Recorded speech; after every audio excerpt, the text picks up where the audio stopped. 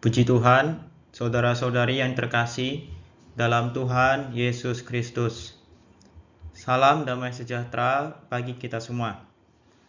Sebelum kita berdoa dalam sidang doa gereja, mari kita sejenak mendengarkan persekutuan khusus. Persekutuan khusus kali ini akan membahas berita dengan judul Para Orang Tua bagian yang ketiga. Pembacaan Alkitab diambil dari Ulangan pasal 6 ayat yang ke-7 yang mengatakan, haruslah engkau mengajarkannya berulang-ulang kepada anak-anakmu dan membicarakannya apabila engkau duduk di rumahmu, apabila engkau sedang dalam perjalanan, apabila engkau berbaring, dan apabila engkau bangun.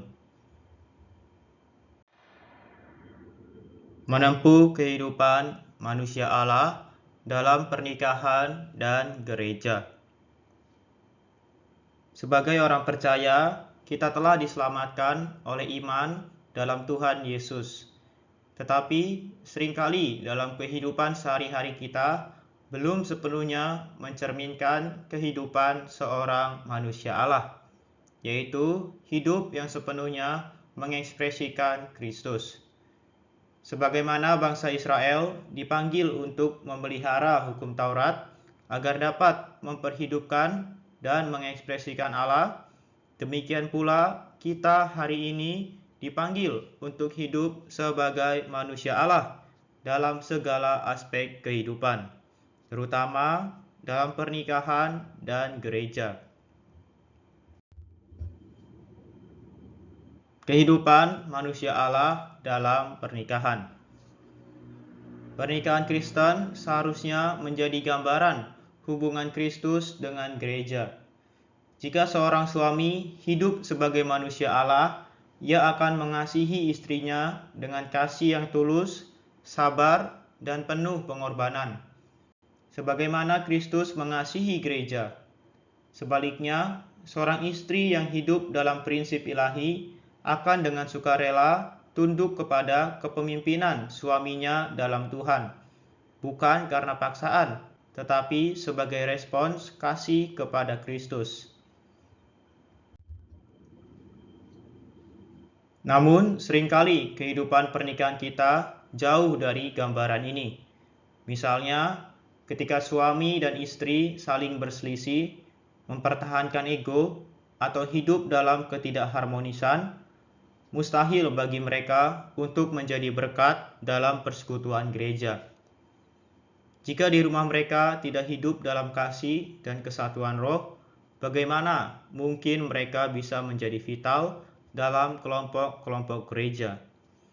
Oleh karena itu, kita memerlukan kebangunan rohani yang sejati, kehidupan yang terus-menerus menyangkal diri, memikul salib, dan membiarkan Kristus hidup melalui kita. Setiap perkataan, sikap, dan tindakan kita dalam pernikahan harus dipimpin oleh Roh. Kita harus waspada agar tidak membiarkan emosi, kesombongan, atau kepahitan menguasai hubungan kita. Jika kita gagal hidup dalam Roh, kita akan kehilangan sukacita dan kenikmatan dalam Kristus, serta merusak kesaksian kita sebagai terang dunia. Kehidupan manusia Allah dalam gereja. Gereja adalah tubuh Kristus, dan setiap anggota dipanggil untuk berfungsi dalam kasih dan kesatuan. Namun, jika kehidupan pribadi dan keluarga kita tidak dipimpin oleh Kristus, pelayanan kita di gereja akan menjadi sia-sia. Kelompok-kelompok vital hanya akan efektif jika setiap anggotanya benar-benar vital, hidup dalam roh, dan saling membangun dalam kasih. Kita memiliki Roh Kudus yang berdiam di dalam kita, siap menopang, menghibur, dan membimbing kita dalam segala situasi.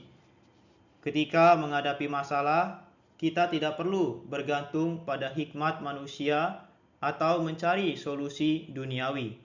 Sebaliknya, kita dapat langsung berkomunikasi dengan Tuhan yang hidup di dalam roh kita. Dengan membiasakan diri berbicara kepadanya dalam doa dan penyerahan, kita akan dimampukan untuk memperhidupkan Kristus secara alami dalam kehidupan sehari-hari.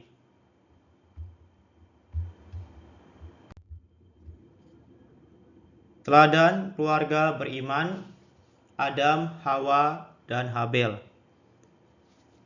Alkitab memberikan contoh keluarga pertama, Adam, Hawa, dan Habel. Sebagai model keluarga yang hidup dalam iman, setelah kejatuhan, Adam dan Hawa menerima janji keselamatan dari Allah dan mengajarkannya kepada anak-anak mereka. Mereka menjelaskan tentang penciptaan, dosa, dan perlunya penebusan melalui korban yang berdarah, digambarkan melalui pakaian dari kulit domba. Habel yang mempersembahkan korban oleh iman menunjukkan bahwa iman datang dari mendengar firman Tuhan. Ia tidak mempersembahkan korban berdasarkan pemikirannya sendiri, tetapi sesuai dengan pengajaran orang tuanya tentang kehendak Allah. Ini membuktikan bahwa Adam dan Hawa telah memberitakan Injil kepada anak-anak mereka, meskipun Kain menolaknya.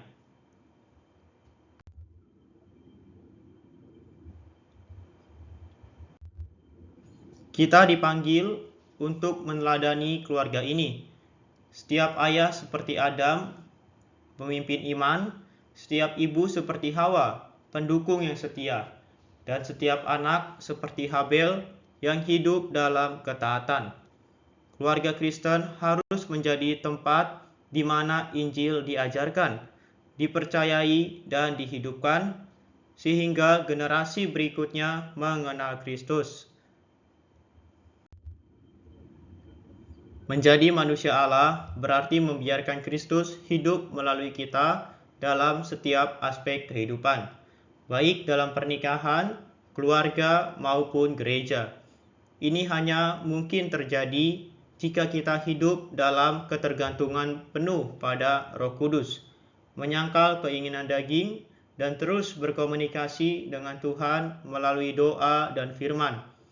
Dengan demikian, kita bukan hanya menjadi pendengar firman, tetapi pelaku yang mengekspresikan Kristus dalam dunia yang gelap ini. Puji Tuhan, kiranya melalui persekutuan kali ini membawa kita semakin mengasihi Dia. Tuhan Yesus memberkati. Amin.